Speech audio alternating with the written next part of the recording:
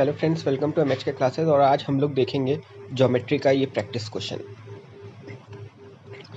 तो दोस्तों देखो, ये भी लाइन एंड एंगल्स का ही क्वेश्चन है और बहुत ही बेसिक क्वेश्चन है। बहुत ही बेसिक क्वेश्चन है। अगर ज़रा सा आप लोग थोड़ा सा माइंड लगाएंगे और इसका आंसर आराम से निकाल पाएंगे। ठीक, चलो वीडियो पॉज करिए और इसको सॉल्व करने की कोशिश करिए। ठीक, सॉल्व कर लिया होगा। चलो देखते हैं इसका सॉल्यूशन। ठीक है, पहले देखते हैं क्वेश्चन क्या कह रहा है। कह रहा है कि दिए गए चित्र में ABC एक त्रिभुज है। हम लोग देख रहे हैं कि ABC क्या है, एक त्रिभुज है, तथा PQ पैरेलल BC। ठीक है, PQ पैरेलल BC दी हुई है। ठीक है, तो चलो ठीक है, ये भी दिया हुआ है।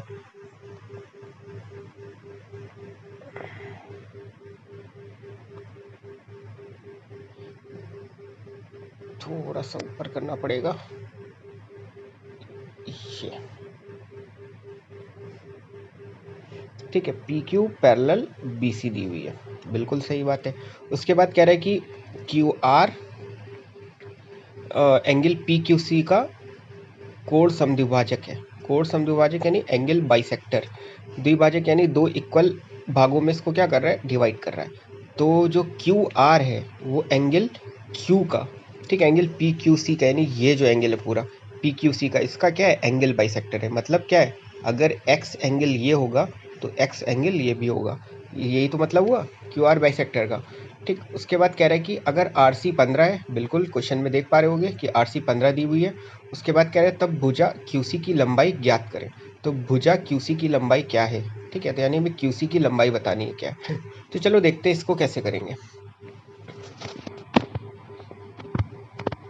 ठीक है, देखो मैंने यहाँ पे ड्रॉ कर लिया है क्वेश्चन। ठीक है, क्वेश्चन क्या कह रहा था कि PQ पैरेलल BC। ठीक है, हमने ये भी देख लिया कि PQ पैरेलल BC है, बिल्कुल सही बात है। उसके बाद QR बाइसेक्टर है, इसका मतलब क्या है, हमने बताया था कि एंगल अगर X ये है तो X ये भी होगा। ठीक है, बिल्कुल सही बात है। उसके बाद कह रहा है कि बताओ RC अगर 15 दिए तो QC की लंबाई ज्ञात करना है, यानी ये QC की लंबाई ज्ञात करना है। तो अब क्या होगा, तो देखो, अगर उसने तुम्हें दिया है कि PQ पैरेलल BC, अगर उसने तुम्हें ये बात दी है कि PQ समांतर है BC के, तो इसका मतलब है कि इसका कुछ तो यूज़ होगा। ठीक, और QR बाइसेक्टर दिया है, मतलब अगर एंगल PQR X है तो एंगल RQC भी X होगा। ठीक है, अच्छा, उसके बाद अगर हम देखें QR, तो क्या ये एक ट्रांसवर्स लाइन नहीं दिख रही है हमें, बिल्कुल दिख रही है। देखो यहाँ पे अगर हम ये देखें, दो पैरेलल लाइन है, तो ये क्या एक ट्रांसवर्स लाइन होती है। ठीक है, तो उसी तरीके से हमने क्या किया, इस लाइन को हमने PQ मान लिया और इस नीचे वाली लाइन को हमने क्या किया, BC मान लिया। ठीक है, तो अगर हम लोग देखें तो जो ये तुम्हारा, ये अगर हमने क्या था कि X ये है, ठीक है, तो तुम्हारा अगर तुम गौर से देखो तो तुम्हारा ये भी तो एंगल X होगा। ठीक है, और ये क्या कहलाएंगे, इंटीरियर अल्टरनेट एंगल। ये एंगल क्या कहलाते हैं, अल्टरनेट एंगल। ठीक है, अगर X ये है PQR, तो कहने का मतलब है एंगल अगर X ये दिया हुआ है, ठीक, हमने माना था अगर X ये है तो एंगल QRC भी तो X होगा। ठीक है, तो ये क्या है, अल्टरनेट एंगल है, इंटीरियर अल्टरनेट एंगल है। क्यों है, क्योंकि PQ पैरेलल BC है और QR एक ट्रांसवर्स है। ठीक, और अगर, और ये भी क्या था, ये X तो था ही, पूरा एंगल क्या था 2X था, तो इसको दो इक्वल भागों में डिवाइड कर दिया। ठीक है, X और X में। ठीक है, अच्छा, अगर अब हम बात करें ट्राइंगल QRC की, ठीक है, अगर हम बात करें ट्राइंगल QRC की, तो देखो इसमें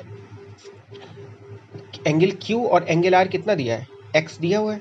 तो जब किसी ट्राइंगल के दो एंगल बराबर होंगे तो उसकी आमने सामने के, जब एंगल बराबर है तो उसकी आमने सामने की भुजा भी बराबर होंगी।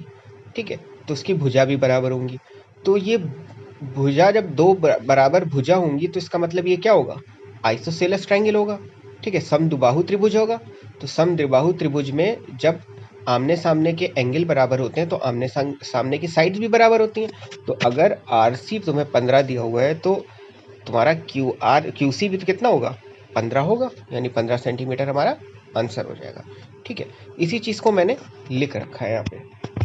ठीक, हमने कहा था कि अगर PQ पैरेलल BC है और QR क्या है, एंगल बाइसेक्टर है, तो एंगल PQR और RQC को हम क्या कर रहे हैं, X हम एज्यूम करे ले रहे हैं। ठीक।